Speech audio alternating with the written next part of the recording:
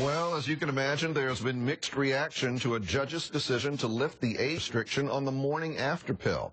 A federal judge ruled Friday that the pill, also known as Plan B, must be made available over the counter to all females regardless of age. Some feel that that ruling places the health of young girls at risk, while others believe this ruling is a significant and long overdue step for women's health that will benefit women of all ages. We're looking at both sides of the issue this morning. Joining us now are Allison Howard with Concerned Women for America and Dr. Laura Myers, who is the CEO of Planned Parenthood Metropolitan Washington and also the CEO of Planned Parenthood Metropolitan Washington Action Fund. Thank you both for coming in. We do appreciate it. Pleasure. Dr. Myers, let me start with you. Your group is in favor, of course, of the morning after pill being made available to all ages without a prescription. So you're cheered by this ruling. Tell me why you're in favor of this. Well, because when a woman is concerned that she might be pregnant, perhaps she's had a birth control failure or unprotected sex, she doesn't need to face more barriers at the pharmacy. Particularly for young women, we know that this is a barrier, and we're glad to see that this now policy has aligned to science. The barrier having been the needing a prescription. That's correct. Or for that type of thing. All right, Allison, Concerned Women for America, against the ruling. Tell me why. Right. Well, if this drug Plan B is so safe, why do you still need a prescription for birth control? I mean, we find it striking that the same people that say every decision should be between a woman and her doctor are now eliminating the doctor from the equation. And especially when we're considering our young girls having access to a pill that's 40 times as strong as birth control. I think that's important to note, 40 times the dosage of levonorgestrel. Then I really think we have to question whether we're putting politics and progress ahead of the health of our kids. Dr. Myers, why don't, can I have you respond to that? Sure. Multiple studies indicate that young people use this very safe medication.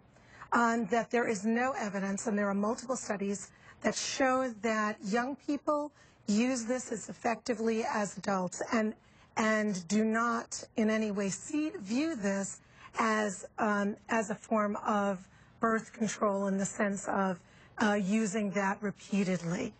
Ms. Howard, there have been a number of studies that have shown that it is safe, and it's actually been prescribed for many, many years for some women.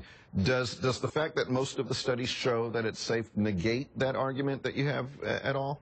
Well, the studies done can't look at the age group that we're concerned about here, because in the country of the United States, we've never had our children have access to Plan B. But I will tell you that Great Britain and Sweden have studied the effects of Plan B on their kids, and they saw an increase in STDs, they saw an increase in abortion, and it did nothing to bring down unintended pregnancy.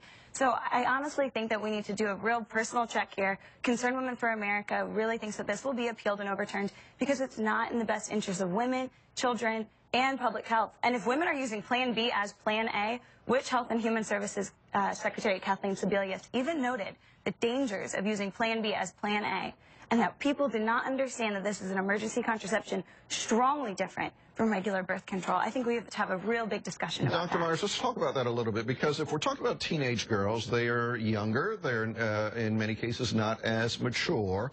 Isn't there the possibility that they could overuse this drug, that they could see it as... No, and that's just wrong. They don't. And multiple studies have indicated that teens use this as directed. And so really that's just not true. I think when we're looking at, particularly here in Washington, and you know, I work and live in D.C., we have extraordinarily high teen pregnancy rates in this city. If you read the Washington Post over the weekend, one of the columnists talked about this as a major issue for our city. And not that emergency contraception is going to eliminate teen pregnancy, but it is one tool, and it is really important that women of all ages have access to a very safe and effective medication.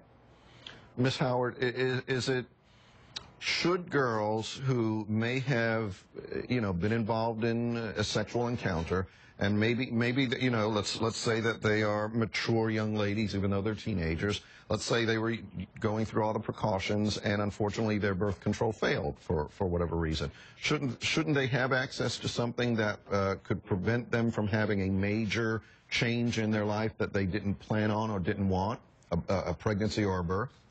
Well, what's striking, I mean, we can talk about, I have younger sisters, I don't know if you have young girls, but I think that if we have someone that's under the age of 18 or any female, I'm 25 myself, the fact that I could go and administer something to myself so strong, that's 40 times stronger than regular birth control, I don't know how it's fair to say that teens use this as prescribed, because you're now taking away the forced prescription. You're taking away a doctor being able to look over that young girl and say, yes, I go in and I get Plan B, or your daughter does, or my sisters do, and they go into convulsions. No one knows that they even took it.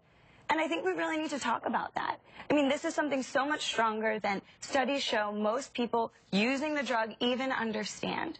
So Plan B is not candy. It's not to be handed out to our young people, even to someone my age or older. I think we have to really take in the health effects here. So let's contextualize this. Tylenol, acetaminophen, aspirin, these are all common over-the-counter drugs. And we know that Plan B is very safe. I'm the mother of young people. At the very least, if my daughter has unprotected sex or her birth control fails, I would prefer that she have quick access to Plan B so that she is able to prevent an unintended pregnancy. Because as you say, that is a life-changing decision for that teen. We also know that that prescription presents a barrier. Imagine that you're a teenager that's had unprotected sex. You only have 3 days in which to take the window of time. And so that teen then has to maybe work up the courage to be able to tell their parent to go to the doctor to get a prescription. That's a big barrier for a teen. Unfortunately, we're out of time. I have to... Let me just say, you do need a parental permission slip to get Tylenol in school, but now you can just go and get Plan B. But not at Walgreens.